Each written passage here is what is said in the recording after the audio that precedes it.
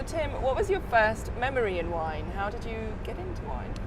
Well, my very first memory, which should have put me off for life, was actually that my parents drank Matthias Rosé.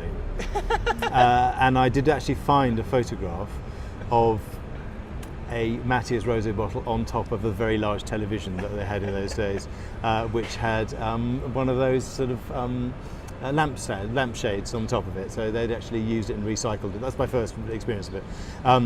First time I really started tasting wine, it was probably at university a bit. I was actually the bar treasurer of a very, very prestigious bar, but the bar was best known in Durham University College for its collection of whiskies. I think we had probably the best collection of whiskies, certainly of any university bar in the country. Well, Scotland might have a better one, I don't know, but certainly in England. So that was there.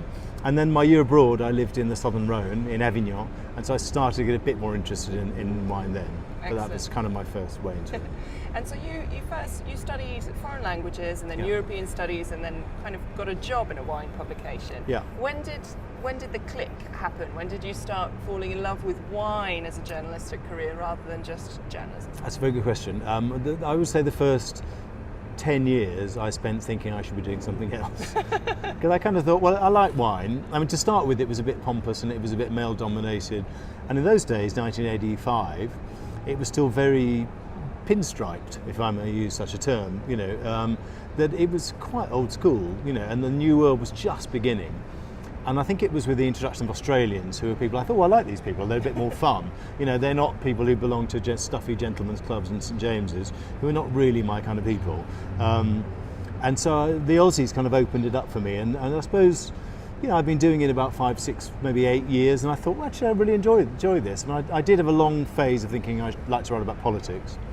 Or sport or something different. And then I realised that wine was a really great gig, and that there are so many great things about wine, whether it's history, sociology, politics, geology, meeting amazing people, and the access that it gives you to people's lives and to some incredible places is just remarkable. And it's, we're very lucky to do it, really, and whether or not the next generation will still have that opportunity is another question. But, so it took me about 10 years to realise how lucky I was. I'm still here, just. And obviously you're very journalistic in your approach, but you're also a wine critic, and you taste a lot. How was that transition? Because that's a very different kind of aspect of the industry. Did it take a long time to train your palate, or did you feel you had a natural affinity? I think when you start tasting wine, you're always frightened that you don't know as much as the next person. But pretty quickly I caught on to things that you get these kind of buzzes in rooms telling you about things, and people are influenced by one another. And Oz Clarke, who's a good friend of mine and always has been, was very encouraging to me. He said you should always trust your own palate. Listen to other people and learn from them, and don't be bombastic and overbearing and impossibly self-confident, which I tend to be a lot of the time. And just say, listen to people. And I did that.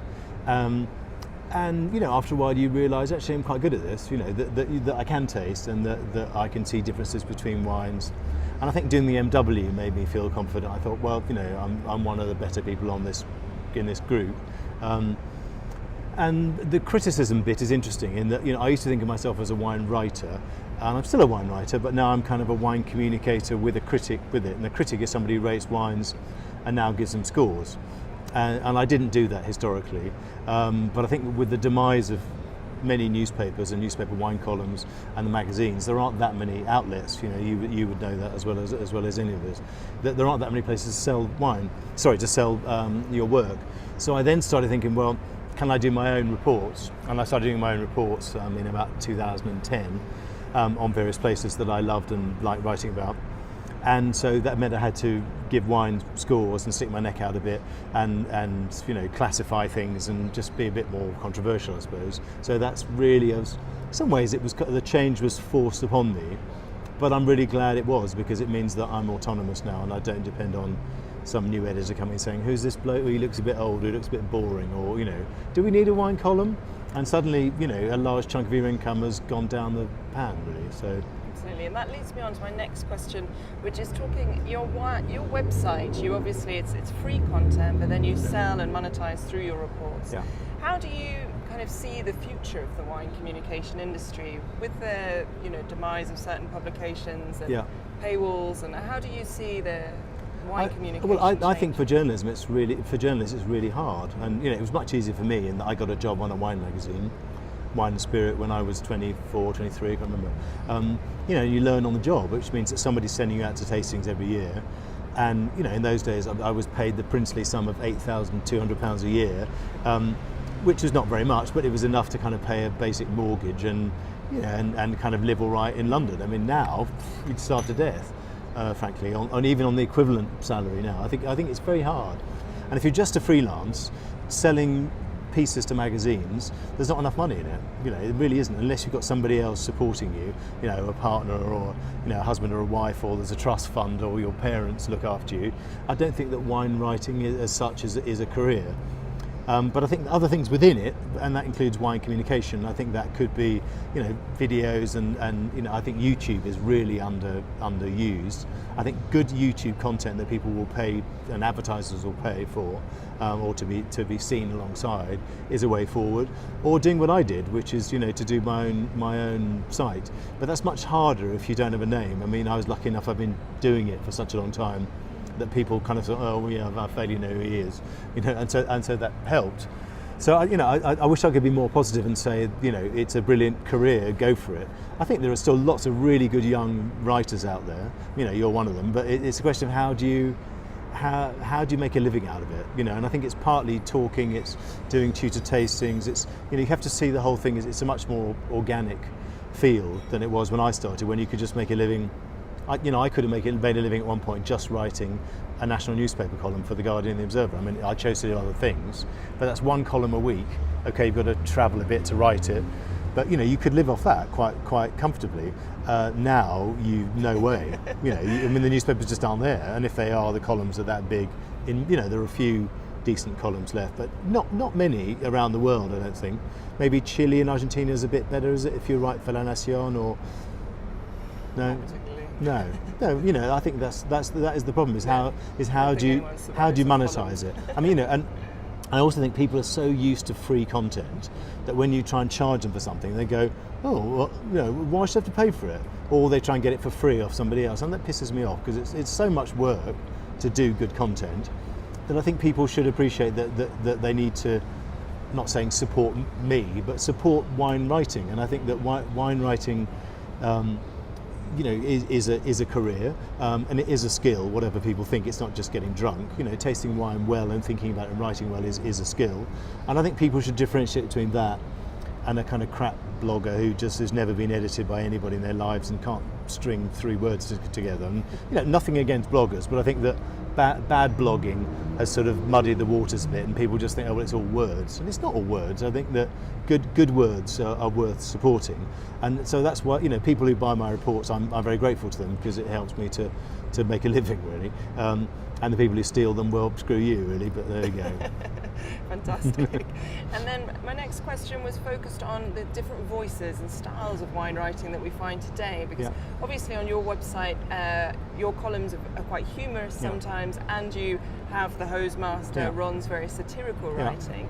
Are there any styles that you would like to see more of in the wine world, and are there some kind of styles and voices you would like to see disappear? But I think the most boring articles of all are people telling you about verticals of wines that they've tasted at some tasting somewhere and that you'll never get a chance to taste, which I think is basically a form of public masturbation. It really is. It is, isn't it? I mean, but who cares? And tasting notes are rarely thrilling, let's face it. I mean, tasting notes are okay. They're a way to understand the wine. But I think it's the stuff around it that makes it more interesting, and that's the writing I like, and those are the people who I use on my site and try to encourage. Funnily enough, today, a young writer wrote to me and said, can I do some stuff for your site? And I wrote back to him and said, I like one of those ideas. Could you do 2 introductory paragraphs for me, as you would write the piece? And it was brilliant. So I thought, okay, well, I'm going to give this person a go, and I hope that she'll do several pieces, and that's how you establish voices. And I can't pay people a fortune, but I pay them more than the Guardian online does. So it's, so I think we do need more younger voices. who understand a lot more about modern communication. I mean, I'm reasonably good on Twitter, but I don't understand Snapchat particularly, and I'm not very good with video, and I'm not good with YouTube. And I think, generation of people in their 20s and early 30s, there is an opportunity for you to do interesting stuff, but don't do it in the slightly boring, formulaic, what a friend of mine, Richard Neal, who used to write for Decanter, he used to call it the everything's getting a little bit better piece. So in other words, if you've got opinions, don't be afraid to say them and speak out loud and speak your truth, really. And today it's been announced that you're the new critic for Burgundy at Decanter. Congratulations. Thank you.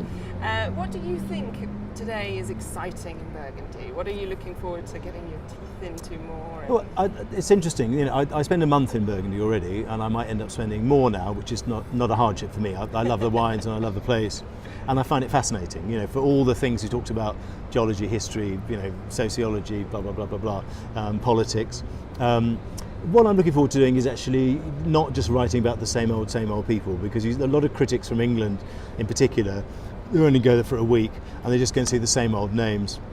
And you find that the importers in England, many of them import the same wines as each other. You can go to the tastings in London and one producer might be imported by 5 or 6 different people. And I think it's a bit lazy. So I'm looking forward to getting out there, finding some new names. And finally, I've got a list at home already of about 20 new names I'm looking forward to going to see. And 15 of those might be mediocre, but 5 might be gold dust. And I think it's fun to find the new people, not just to say that Christophe Roumier is brilliant and DRC is brilliant and Dujac's brilliant. Well, we all know that.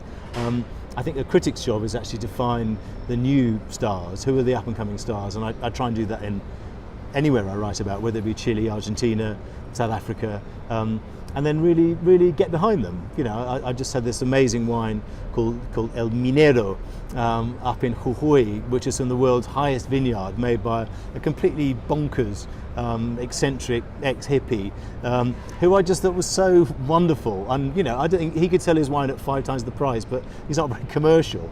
But that's the kind of guy I really want to write about and encourage him. Burgundy is less of a problem to sell the wines at high prices, but I think there are places even within Burgundy, particularly the Mâconnais, down in the south, and Beaujolais, if you include that as part of Burgundy. Maybe I shouldn't. But I think what's happening in the Mâconnais is really exciting, and it's affordable for people to buy grapes. It's affordable for people still to buy vineyards, and therefore it means that there's a lower barrier to entry for people to come in and create their new things. And the Côte d'Or, it's kind of finished. If Grand Cru land is exchanging hands at millions and millions and millions of euros, that effectively keeps anybody young out of the game. It really keeps most Burgundians out of the game. It just means that it's about international financial groups and billionaires, really, and that's a shame for Burgundy. Wonderful. And my last question is, what's next for Tim Atkin? You're already covering several regions now for your annual reports. Are there any other regions that you would like to add? Is there any? I mean, the trouble is physically, I don't think I can do any more, and I think I'd probably end up being neutered by my wife. So there are places I love that I would really like to write about, Barolo being one of them, but I don't speak Italian. I can understand it. And I think just to understand Barolo would take me a decade. And all the other places I write about, so Burgundy, Rioja, Chile, Argentina and South Africa, I've been going to for 20, 30 years. So I've kind of got the context, I know the people, and I know when somebody's bullshitting me. So yes, there are other places. I love New Zealand. I'd love to write about New Zealand more. But there are only so many hours in the day, and I think in the end you have to choose what you're going to specialise in. So for now, those are the places I've chosen to specialise in. I love all of them in different ways. I find them all fascinating, but I've got to spend a month in all of them, or 3 weeks to a month in every single one of them. So that's already, nearly 5 months of the year taken up, and then writing it means I probably haven't got any more time, sadly. Lovely, thank you.